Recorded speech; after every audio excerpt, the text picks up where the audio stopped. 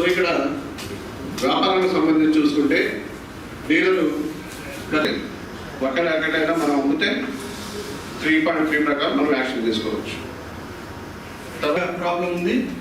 దీంట్లో మనకు కావాల్సిన వరల్డ్ మనం ఒక AP is the best model అన్నట్టు చాలా పెద్ద మొత్తంలో ఈ ప్రకృతి వ్యవసాయం అవలంబించి అంత ఫెర్టిలైజర్ మాత్రమే వాడేటట్లు అందరూ.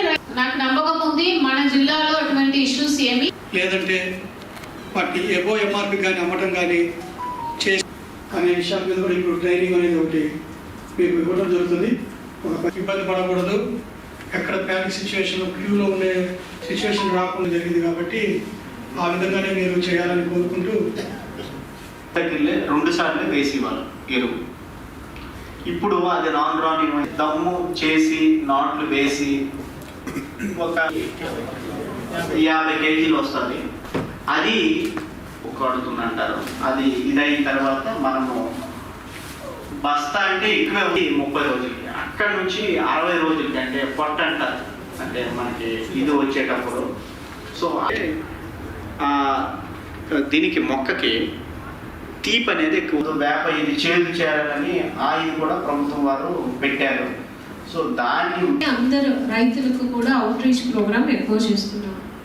అదేవిధంగా ఇప్పుడు మన జిల్లాలో చూస్తే ఒక 529 రీటైల్ షాప్స్ ఉన్నాయి, హోల్సేల్ డీలర్స్ ఒక 22 మెంబర్స్ ఉన్నారు. ప్యాక్స్ దాదాపు 93 ప్యాక్స్ ఉన్నాయి. 25 ప్యాక్స్ ద్వారా మనము కెమికల్ ఫెర్టిలైజర్ డిస్ట్రిబ్యూట్ చేస్తున్నాము. అదేవిధంగా మనకు ఆర్ఎస్కే సెంటర్స్ చూస్తే దాదాపు 516 ఆర్ఎస్కే సెంటర్స్ 516 ఆర్ఎస్కే సెంటర్స్ ఉన్నాయి. సో ఈ సెంటర్స్ ద్వారా, అదేవిధంగా ప్రైవేట్ షాప్స్ ద్వారా, ప్యాక్స్ ద్వారా, ఇంకా సొసైటీస్ ఉన్నాయి, 4 societies, multi state cooperative societies.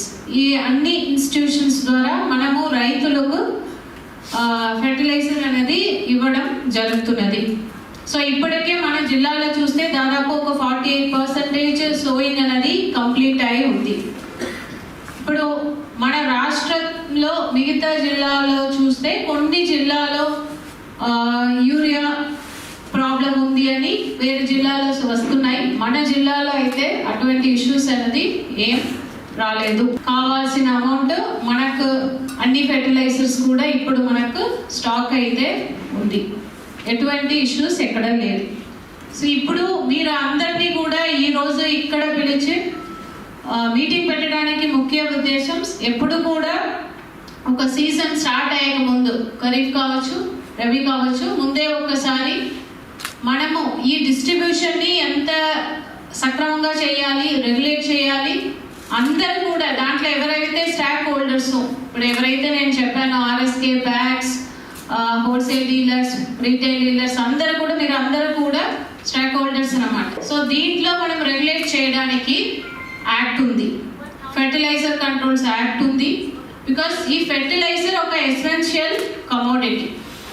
So దీన్ని ఎక్కడైనా అవకతవకలు జరిగితే, సరిగా డిస్ట్రిబ్యూషన్ చేయలేదంటే అల్టిమేట్గా ఫార్మర్స్ ఇబ్బంది పడతారు.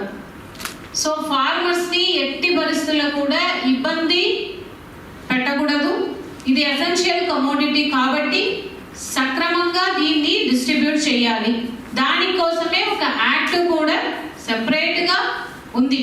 సో ఈ యాక్ట్ గురించి మీ అందరికీ కూడా మీకు తెలుసు. మరొకసారి గుర్తు చేయడానికి, సో ఎవరైనా కొత్తగా షాప్స్ వచ్చి ఉంటే వారికి కూడా దీని గురించి ఒక పీపీటీ ప్రెజెంటేషన్ ద్వారా మీ అందరికీ కూడా తెలియజేయడానికి ఈ మీటింగ్ అనేది పెట్టడం జరిగింది. స్టాక్స్ ఉన్నది ఎంత ప్రైస్కు మీరు అమ్మాలో ఆ ప్రైస్కు అమ్మండి.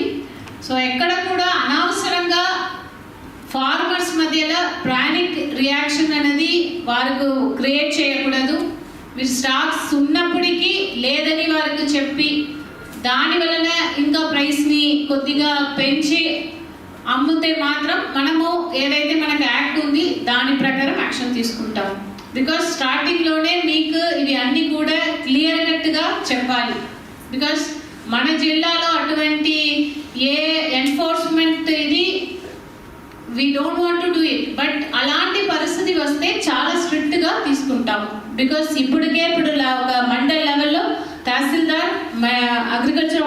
అదేవిధంగా ఎస్హెచ్ఓ టీమ్స్ ఫామ్ చేసి ఉన్నాము. మీ అందరూ కూడా తెలుసు, లాస్ట్ వీక్స్ నుంచి అందరూ కూడా ఫీల్డ్కి వస్తున్నారు, వచ్చి ఇన్స్పెక్ట్ చేస్తున్నారు. సో ఇప్పటికే మనము దాదాపు ఒక 11 కేసెస్ 6 కేసెస్ బుక్ చేసి ఉన్నాము. ఒక ఎఫ్ఐఆర్ కూడా ఫైల్ చేశాము పొదిలిలో. ఎందుకంటే అనాథరైజ్డ్గా గుడౌన్లో కొన్ని ఫెర్టిలైజర్ మనము ఇన్స్పెక్షన్లో తెలియవచ్చింది. సో ఇలాంటి ఇష్యూస్ రాకూడదు. సో ఈ ఖరీఫ్ సీజన్లో మనకు కావాల్సిన ఫెర్టిలైజర్ మనకు స్టేట్ నుంచి డిస్ట్రిబ్యూట్ చేస్తున్నారు. దాన్ని మంచిగా ఫార్మర్స్కు డిస్ట్రిబ్యూట్ చేయాలి. ఎక్కడ కూడా మిడిల్ మ్యాన్కు అదేవిధంగా రేట్ని పెంచి ఇవ్వడం, డైవర్ట్ చేయడం, హోర్డింగ్ చేయడం, ఇలాంటి మెషర్స్